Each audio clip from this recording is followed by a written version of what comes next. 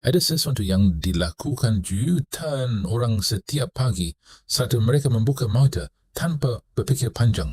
Kebiasaan ini begitu otomatis, begitu tertanam dalam rutinitas harian kita, sehingga kebanyakan orang bahkan tidak menganggapnya sebagai kebiasaan.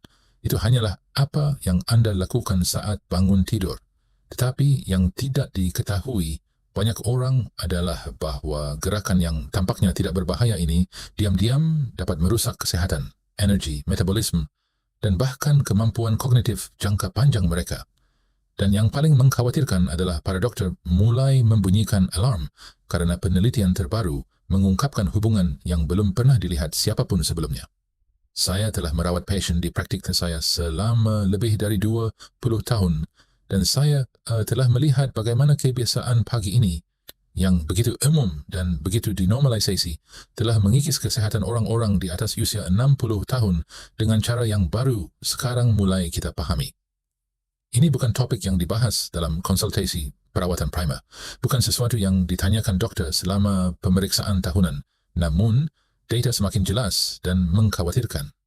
Itulah mengapa hari ini saya ingin berbicara langsung kepada anda tanpa bertele-tele, tanpa eufemism, untuk memberi tahu anda apa yang sedang terjadi dan yang terpenting apa yang dapat anda lakukan untuk mengatasinya. Jika anda menganggap topik ini penting, silakan sukai video ini dan berlangganan saluran ini agar informasi ini dapat menjangkau lebih banyak orang yang benar-benar membutuhkannya. Setiap suka, setiap langganan membantu pesan ini menjangkau seseorang yang tanpa sadar melakukan kesalahan ini setiap pagi dan perlu mendengarnya. Selamat datang di ruang ini. Jika anda baru di sini, anda harus tahu bahawa ruang ini dibuat untuk pria dan wanita yang ingin tetap kuat, tajam, aktif dan mandiri setelah usia 50. Dan jika anda sudah menjadi bagian dari komunitas ini, terima kasih dari lubuk hati saya kerana telah bergabung dengan saya lagi hari ini, kerana topik yang akan kita bahas dalam video ini tanpa berlebihan adalah salah satu yang terpenting untuk melindungi kesihatan jangka panjang anda. Sekarang, sebelum saya menunjukkan bagian yang benar-benar berdampak pada saya, informasi yang membawa topik ini ke tingkat pemahaman yang luar biasa, saya harus menyebutkan sesuatu. Semua yang saya bagikan kepada anda sekarang tentang kebiasaan pagi ini dan bagaimana hal itu memengaruhi kesihatan jutaan orang hanyalah sebahagian kecil dari apa yang telah kami kumpulkan dalam panduan kesihatan komprehensif kami untuk tahap kehidupan ini. Kami telah menciptakan 4 volume yang membahas secara praktis dan mendalam pilar-pilar fundamental penuaan dengan vitalitas.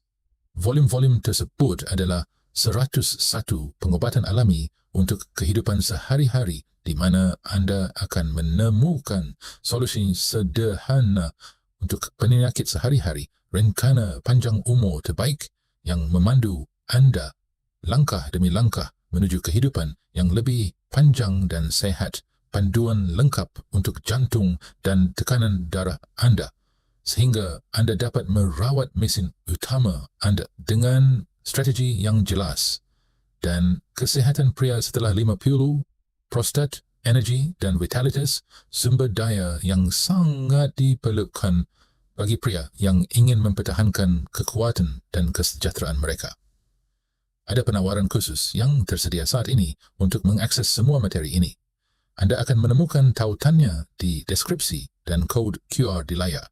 Itu adalah sisa pengetahuan yang mengubah hidup. Tapi mari kita kembali ke rutinitas pagi, karena apa yang akan saya sampaikan kepada anda adalah hal yang mengubah segalanya. Saya akan jujur kepada anda. Kebiasaan yang saya maksud adalah ini. Bangun tidur dan dalam 30 minit pertama setelah membuka mata mengonsumsi kafein atau gula sebelum tubuh anda memiliki kesempatan untuk bangun secara alami. Kedengarannya tidak berbahaya, bukan? Kopi panas untuk memulai hari jus jeruk, teh dengan gula, roti manis untuk sarapan. Tetapi apa yang terjadi di dalam tubuh anda dalam beberapa minit pertama jauh lebih kompleks daripada yang anda bayangkan, dan apa yang anda lakukan dengan mengonsumsi kafein atau gula terlalu dini adalah mengganggu proses biologis mendasar. So, untuk memahami ini, saya perlu anda memikirkan apa yang terjadi di dalam tubuh anda saat anda tidur. Selama malam hari, tubuh anda tidak hanya mati. Tubuh anda secara aktif melakukan serangkaian proses perbaikan dan regenerasi. Saat anda tidur, otak anda memproses informasi, mengkonsolidasikan ingatan, dan menghilangkan racun yang terakumulasi selama siang hari. Sel-sel anda memperbaiki diri, jaringan anda beregenerasi, dan hormon anda seimbang. Salah satu proses terpenting yang terjadi selama malam hari adalah pengaturan siklus kortisol anda. Kortisol, hormon yang banyak orang kaitkan hanya dengan stres, memiliki ritme alami yang sangat spesifik. Di pagi hari, tepat sebelum anda bangun, tubuh anda mengalami apa yang oleh para ilmuwan disebut lonjakan kortisol bangun tidur. Dalam 30 hingga 45 menit pertama setelah membuka mata, kadar kortisol meningkat antara 50 dan 100% di atas kadar dasar. Lonjakan ini merupakan bagian penting dari proses bangun tidur biologis anda. Tujuannya adalah untuk memberi anda energi, meningkatkan kewaspadaan, dan mempersiapkan sistem kardiovaskular dan otak anda untuk menghadapi tuntutan hari yang akan datang. Ini adalah mekanisme sempurna yang dirancang oleh ribuan tahun evolusi untuk membantu anda bangun secara alami dan berkelanjutan. Masalahnya adalah ketika anda memasukkan kafein atau gula ke dalam sistem anda selama periode kritis tersebut, anda mengganggu proses tersebut dengan cara yang dapat memiliki konsekuensi jangka panjang yang tidak dipertimbangkan oleh kebanyakan orang. Pertama, kafein. Kopi, teh hitam, yerba mate, minuman berkafein apapun yang anda konsumsi dalam 30 menit pertama setelah bangun tidur secara langsung bersaing dengan lonjakan kortisol alami tubuh anda. Kafein bekerja dengan memblokir reseptor adenosin di otak anda. Adenosin adalah zat yang menumpuk sepanjang hari dan membuat anda mengantuk. Ketika kafein memblokir reseptor tersebut, anda merasa lebih terjaga dan waspada. Tetapi ketika anda mengonsumsi kafein selama lonjakan kortisol, anda menambahkan stimulan buatan pada saat tubuh anda sudah secara alami meningkatkan tingkat kewaspadaannya. Hasilnya adalah tubuh anda menerima sinyal yang campur aduk. Di satu sisi, lonjakan kortisol alami memberitahu tubuh bahwa ia sedang bangun. Di sisi lain, kafein memberi sinyal ancaman atau kebutuhan akan kewaspadaan yang tinggi. Hal ini dapat membebani sistem saraf anda dan mengganggu ritme kortisol anda sepanjang hari. Seiring waktu, pola ini dapat menyebabkan kelelahan kronis, kecemasan, masalah tidur, dan peningkatan ketergantungan pada kafein untuk berfungsi. Namun, masih ada lagi. Gula yang banyak dikonsumsi orang saat sarapan dalam bentuk jus, cereal, roti manis, atau hanya dengan menambahkan gula ke kopi atau teh, sama bermasalahnya selama periode pagi hari tersebut. Ketika anda mengonsumsi gula saat perut kosong, terutama gula sederhana dan olahan, kadar glukosa darah anda akan melonjak dengan cepat. Pankreas anda merespons dengan melepaskan sejumlah besar insulin untuk menurunkan lonjakan gula tersebut. Masalahnya adalah insulin tidak hanya menurunkan gula darah. Insulin juga memiliki efek lain pada metabolisme anda. Pelepasan insulin yang besar di pagi hari dapat menyebabkan penurunan gula darah, membuat anda lebih lapar, lebih lelah, dan lebih menginginkan gula sepanjang hari. Dan seiring waktu, pola lonjakan dan penurunan glukosa ini dapat menyebabkan perkembangan resistensi insulin, prediabetes, dan diabetes tipe 2. Sekarang, gabungkan kedua faktor ini, kafein dan gula, selama periode puncak kortisol. Kombinasi tersebut yang banyak dikonsumsi orang sebagai sarapan rutin mereka menciptakan badai yang sempurna. Anda membebani sistem saraf Anda dengan kafein, mengganggu kadar gula darah Anda dengan gula sederhana, dan mengganggu lonjakan kortisol alami yang dibutuhkan tubuh Anda untuk bangun dengan sehat. Hal ketiga yang sebaiknya Anda lakukan alih-alih langsung menuju mesin kopi adalah bergerak. Anda tidak perlu melakukan olahraga berat, tetapi menggerakkan tubuh Anda dalam beberapa minit pertama setelah bangun tidur sangat penting. Peregangan, berjalan-jalan sebentar dan melakukan beberapa gerakan ringan membantu mengaktifkan sistem limfatik Anda, meningkatkan sirkulasi dan mempersiapkan otot dan persendian Anda untuk beraktivitas sepanjang hari. Ingatlah bahawa getah bening tidak memiliki pompa seperti darah. Ia membutuhkan gerakan untuk mengalir. Dan di pagi hari, setelah berjam-jam tidak aktif, getah bening menjadi stagnan. Bergerak membantu melancarkan aliran getah bening. Sekarang tentang kopi dan sarapan. Bukti menunjukkan bahawa menunggu setidaknya 60 hingga 90 menit setelah bangun tidur sebelum mengonsumsi kafein atau gula adalah salah satu hal terbaik yang dapat Anda lakukan untuk kesehatan Anda. Mengapa? Karena jeda waktu tersebut memungkinkan lonjakan kortisol alami mencapai puncaknya dan mulai menurun secara alami. Ketika Anda menunggu hingga kortisol menyelesaikan tugasnya, kafein dapat lebih efektif dalam memberikan dorongan energi ekstra tanpa mengganggu ritme alami Anda. Dan jika Anda akan mengonsumsi gula, sebaiknya konsumsilah bersama protein dan lemak sehat yang memperlambat penyerapan glukosa dan mencegah lonjakan insulin. Sarapan seimbang dengan protein, lemak sehat dan serat jauh lebih baik untuk metabolisme dan energi jangka panjang Anda daripada sarapan yang tinggi karbohidrat sederhana dan gula.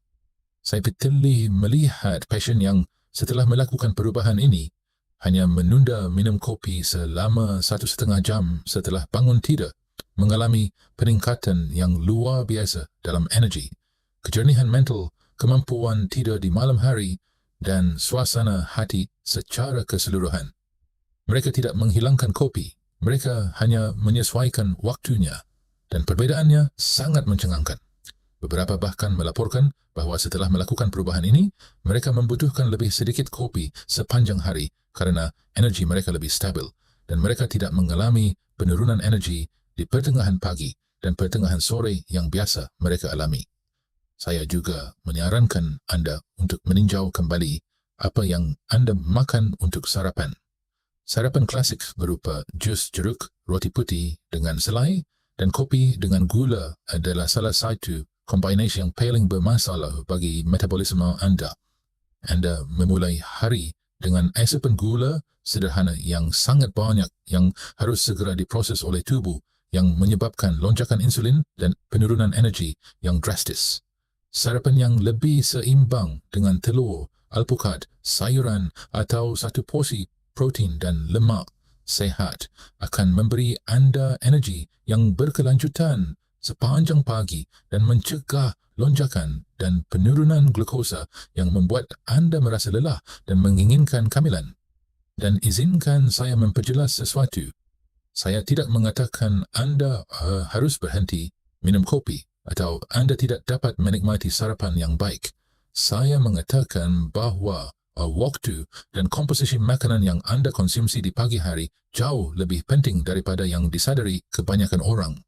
Penyesuaian kecil seperti menunggu sebelum minum kopi atau mengganti sarapan dengan pilihan yang lebih seimbang dapat berdampak besar pada kesihatan jangka panjang Anda. Sekarang pikirkan ini.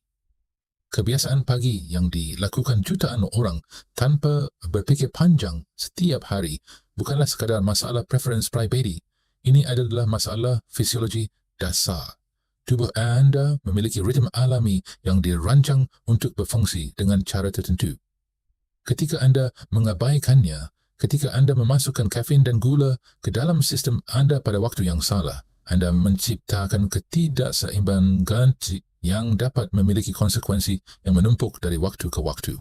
Dan bagian terburuknya adalah kebanyakan orang bahkan tidak menyadari bahawa mereka melakukan kesalahan ini kerana tidak ada yang menjelaskannya kepada mereka.